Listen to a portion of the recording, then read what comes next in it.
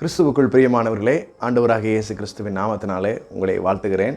Word for the week என்கிற பலவீனர்களுக்கான வார்த்தை என்கிற இந்த பகுதியிலே பரிசுத்த ஆவியானவர் கொடுத்த வார்த்தையோடு உங்களை சந்திக்கிறதில் எனக்கு ரொம்ப சந்தோஷம்.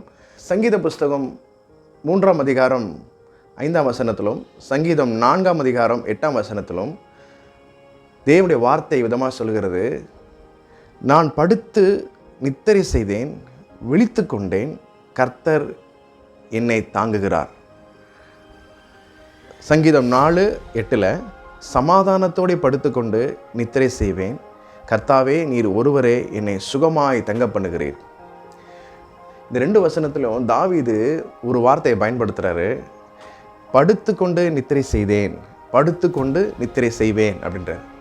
படுத்துக்கொண்டு நித்திரை செய்தேன், படுத்துக்கொண்டு நித்திரை செய்கிறது, தூங்குறது என்ன பெரிய விஷயம் அப்படிங்கிறது போல ஒரு சாதாரண வார்த்தை போல தெரியலாம். ஆனால் அதற்கு பின்பாக இருக்கிறது ஒரு கடினமான, பயம் நிறைந்த, திகிலான சூழ்நிலையில் அந்த வார்த்தையை சொல்கிறாரு. அதாவது அப்சலோமாகிய தன்னுடைய குமாரன், தாவீதனுடைய குமாரன், தன்னுடைய மகனே அவனை தாவீதை கொல்றதுக்கு, வேட்டையாடுறதுக்கு அலைஞ்சிக்கிட்டு இருக்கும் பொழுது, இந்த சூழ்நிலையில் தாவீது தன் உயிரை கையில் பிடிச்சிட்டு தன்னோடு இருக்கிற மனுஷரோட இப்படிப்பட்ட காடு மேடு குகைகளையும் அலைஞ்சு தன்னை காப்பாற்றிட்டு இருக்கிறாரு. அப்போது அந்த சூழ்நிலையில் எங்கே போய் நீங்கள் படுக்க முடியும், எந்த இடத்துல தூங்க முடியும்?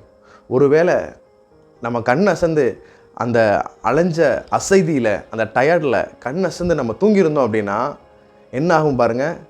கண் மிக்கிற நேரத்தில் கத்தி கழுத்தில் வந்து சொருகிறோம், அப்படியே கொன்றுவாங்க. அப்படிப்பட்ட சூழ்நிலையில் தாவீது அப்படியே உட்காந்து தூங்கியிருக்கிறாரு. திடீர்னு பார்த்தா வசனம் சொல்லுது, நான் படுத்து நித்திரை செய்தேன், விழித்து கொண்டேன், கர்த்தர் என்னை தாங்குகிறார். தாவீது உட்காந்த மணிக்கு அப்படியே படுத்துட்டார். சில பேர் டயர்டில் அப்படியே உட்காந்து தூங்கிட்டே இருப்பாங்க, அப்படியே சாஞ்சிருவாங்க. அந்த மாதிரி தாவீது எவ்வளோ டயர்டாக இருந்தாருன்னு தெரில. அந்த அலைச்சலில், அந்த டயர்டில் எவ்வளோ கடினமான சூழ்நிலை இருந்தாருன்னு கர்த்தருக்கு தான் தெரியும். அப்படிப்பட்ட ஒரு டயர்டான, ஒரு சோர்வான, ஒரு அலைஞ்ச ஒரு சரீரத்தோடு அப்படியே உயிரை கையில் பிடிச்சிட்டு அப்படியே உட்காந்துருக்கிறாரு. தூக்கம் வந்துருச்சு. இந்த சூழ்நிலையில் தாவீது அப்படியே உட்காந்த மணிக்கு அப்படியே அந்த அசைதியில் அப்படியே படுத்துட்டார். உட்காந்து தூங்கினவர் இப்போ படுத்துட்டார். திடீர்னு முழிச்சு பார்க்குறாரு.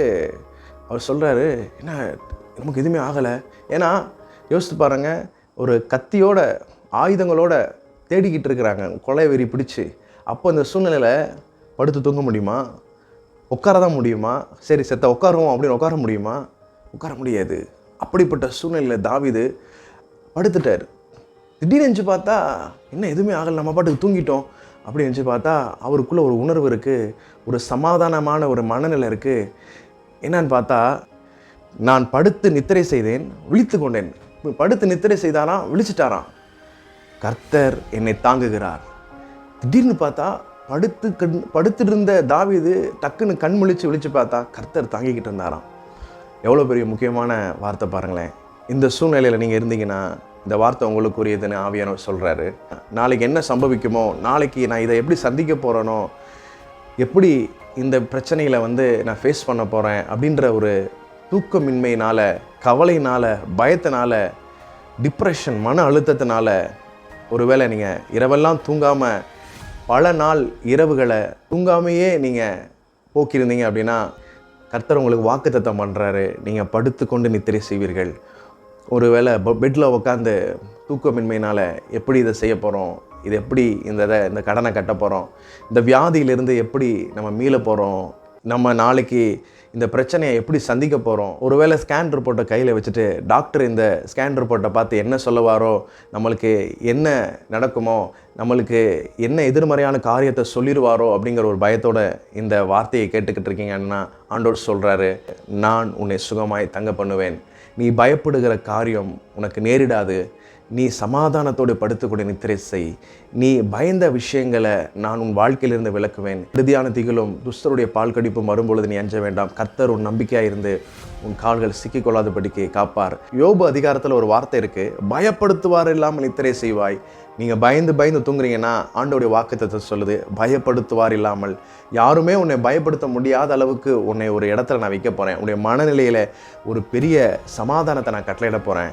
எந்த பெரிய பிரச்சனைகள் வந்தாலும், அது எவ்வளோ பெரிய பிரச்சனைகள் இருந்தாலும், நீ பாட்டுக்கு தூங்கத்தக்கதாக ஒரு சமாதான மனநிலையை நான் உனக்கு தரப்போகிறேன். எந்த பிரச்சனையும் ஈஸியாக சந்திக்கக்கூடிய தைரியத்தை, பலத்தை உன் மனதில் நான் தரப்போகிறேன், உன் ஆத்துமாவிலே தரப்போகிறேன். தாவீது சொல்கிறேன், என் ஆத்துமாவில் பலன் தந்து என்னை தைரியப்படுத்துகிறீர் அப்படின்னு. அதை போல் கர்த்தர் உங்கள் ஆத்துமாவிலே பலன் தர போகிறாரு, உங்களை தைரியப்படுத்த போகிறாரு. தாவீது சொன்னது போல் நீங்களும், நான் சமாதானத்தோடு படுத்துக்கொண்டு நித்திரை செய்வேன், கர்த்தாவே நீர் ஒருவரே என்னை சுகமாய் தங்க பண்ணுகிறீர் என்று சொல்லத்தக்கதாக கர்த்தர் உங்கள் வாழ்க்கையிலும் இதே வார்த்தையை நிலைப்படுத்துவார். சமாதானமான ஒரு தூக்கத்தை, ஒரு நிம்மதியான தூக்கத்தை, பயமில்லாத திகிலில்லாத ஒரு நித்திரையை கர்த்தர் உங்களுக்கு கட்டளையிடுவார். நிம்மதியாக தூங்குங்க. நீங்கள் பயப்படுகிற காரியம் உங்கள் வாழ்க்கையில் ஒருபோதும் நேரிடாது. கர்த்தர் உங்கள் பக்கத்தில் இருந்து நீங்கள் எந்த காரியத்தில் பயப்படுறீங்களோ அந்த காரியத்தில் ஒரு பெரிய அற்புதத்தை கர்த்தர் செய்ய வல்லமையுள்ளவராக இருக்கிறாரு. தைரியமாக இருங்க. உங்களுடைய வாழ்க்கையில் ஒவ்வொரு பகுதியையும் கர்த்தர் கையில் பொறுப்பெடுத்து கொண்டிருக்கிறார். எல்லாமே அவருடைய ஆளுகைக்குட்பட்டு இருக்கிறது. ஆகவே உங்களால் ஒன்றுமே செய்ய முடியாது. ஒரு கட்டத்துக்கு மேலே உங்களால் எந்த காரியத்தையும் செய்ய முடியாது. கர்த்தர் மட்டும்தான் உங்கள் வாழ்க்கையில் உதவி செய்ய முடியும். பயப்படாமல், கலங்காமல், கவலைக்கு உங்கள் வாழ்க்கையில் இடம் கொடுக்காமல் நிம்மதியாக தூங்குங்க. கர்த்தர் உங்கள் பக்கத்தில் இருக்கிறார். நீங்கள் படுத்துக்கொண்டு நித்திரை செய்வீர்கள். உங்கள் நித்திரை இன்பமாக இருக்கும். இயேசு கிறிஸ்துவின் நாமத்தில் மீண்டும் சந்திக்கிறேன். ஆமென்.